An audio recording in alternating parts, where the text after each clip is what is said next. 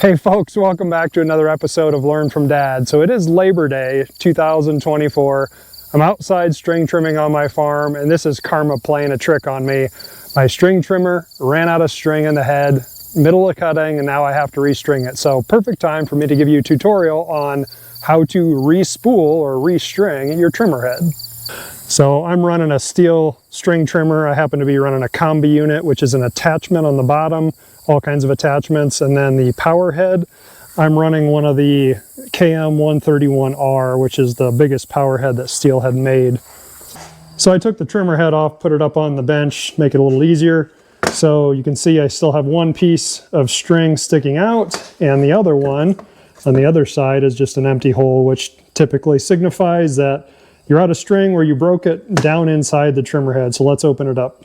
So we need to get that cover popped off, which on most Stihls that I've seen in the last long while, they have these quick clips that you push in and it releases that side, and then you rotate it around to the other side, push it in just as well, it comes off. Oops, I accidentally pushed that one back in. So once you get those two in, then you pull the cap off. And then in here is the spool. Now it's a dual layer spool, so one for this side and one for this side. So I can't pull it straight out right now. You have to press down and rotate, just like if you were using the traditional bump head while you were running. So as I push down and rotate, it frees up that spool, and then I can pull the spool out. Now you see I have just one small piece of trimmer line left, so we're going to go ahead and take that out. Before I pull it out, if you notice, it's actually pushed in this direction, but then it's coiled back this direction. And that's important when you go to re-spool it. So let's take and pull that last piece out. Now before we re-spool, let's go ahead and do a quick demonstration of how these bump heads actually work. Because you can see that here on the cap, this part would be through. And so this is what you're bumping on the ground while you're running. So as you push this down, what you're actually doing is you're compressing this spring that is on the underside of the spool inside of this center hub. Now, what the spool itself has done is it has stopped just like that. And what it's stopped on is these tabs inside of the head.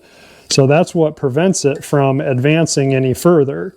So when it's spinning, it can't go anywhere other than rest against those tabs.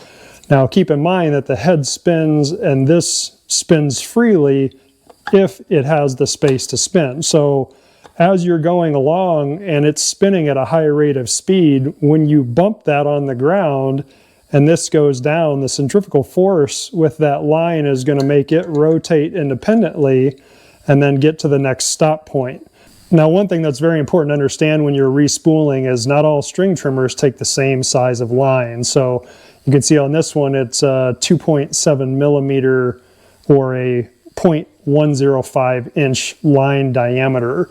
So multiple different line diameters that are going to suit different string trimmers. So that's the most important thing, is getting the right line size. I've had this big spool for a while, so I know it fits mine.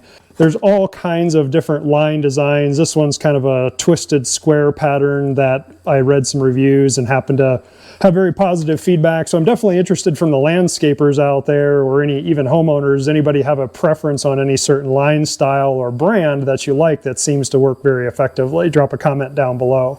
So when we go to re-spool, you can either do the top or the bottom set first. Now, I personally like to do the top first, and there's a key reason for that is on the very top of the spool, there's a couple slots that this line will snap into. So if I take and do the top one first, I can snap it in and it doesn't block the other spool. But if I do the bottom first, I can't snap it into the top of the spool because it's going to block me from trying to rotate that line around the top set. Now, it's ideal if I take and put my spool on some type of a spindle to roll it out. I just usually do it by hand. Okay, like we said, right there's my openings that I need to go into, and I need to put the line in this direction first, and sometimes that line's kind of got some snags on the edges when I cut it, so I might have to kind of take a pliers and squeeze it down and get it flush and round, but I can feel that it slipped in there well. Now I'm going to take and pull it against, and I'm going to spool it up. And I'm going to try to not unspool my bulk roll at the same time. There's certainly an easier way to do this if I put my bulk roll on something else, but frankly, I wasn't expecting to do this, and I thought, let's just do a quick video. So if I lose grip and it goes flying, it'll make for a good laugh. Now I am paying attention as I wind this up to try to keep it where it's going back and forth across the top of itself. It's not just crisscrossing. And I'm going to try to fill it up all the way till about the edge, but not overlaying that. So that's about as much as I care to put on there. I'm up towards the top. I don't want it to spill over. So now what I'm going to do is take and snap that line into the locking hold. And I'm going to take with my side cutters and I'm going to cut that line, leave enough of a tail that I can stick it out the spool, and it's ready to go on the bottom. So with this line, I use kind of a square shape. When I cut it with the side cutters, it kind of flattens it out, and that causes an issue when I go to try to stick it down into the next slot. So I usually take my pliers and just give it a little squeeze, round it back up, and now it's going to slip back down into that bottom.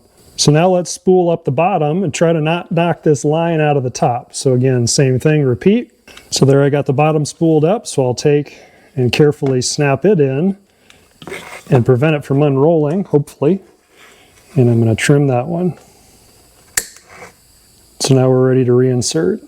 Now before I put my spool back in here, I always make sure and feel my line head and make sure that it is still tight. On these steel ones, for example, I can take and spin this head off by putting a screwdriver down in there, which locks it in place, and then I can grab a hold of it and spin it. So it's nice and tight.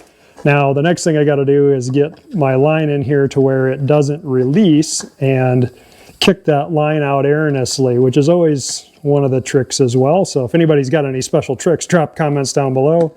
But I usually just grab and try to very carefully hold one in my hand and then get the other one free and get that placed down as well. I've got nice big hands. I can hold that in place and then get the top snapped back on. And give the lines a pull, which seats the rotational head or the spool, and it should be locked in place. Now if I push down and pull the lines, again, they extend out again, so it appears that it's working. Now before we give it a test run, I always try to make sure and put a couple pieces of duct tape on my spool so that my line doesn't get all released and loose and have trouble unspooling it the next time. I do also poke the line through one of the holes. So I put one on the spool itself and then I put one on the side. That should do.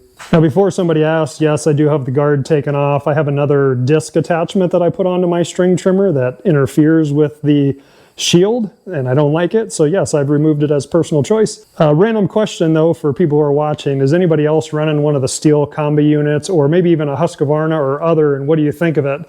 Or what kind do you run? I've got multiple attachments for mine, such as a pole saw that I use for my tree business and string trimmer head and some other stuff. So I'm curious to see what you guys think of these. So I gave it a test run. Everything worked just fine, which is great as I expected. So now I can get back to string trimming, get that finished up, and spend the rest of the evening enjoying myself on this Labor Day. So thanks for watching. Hope you enjoyed it. Remember, learn from Dad. I'm James. See you on the next video.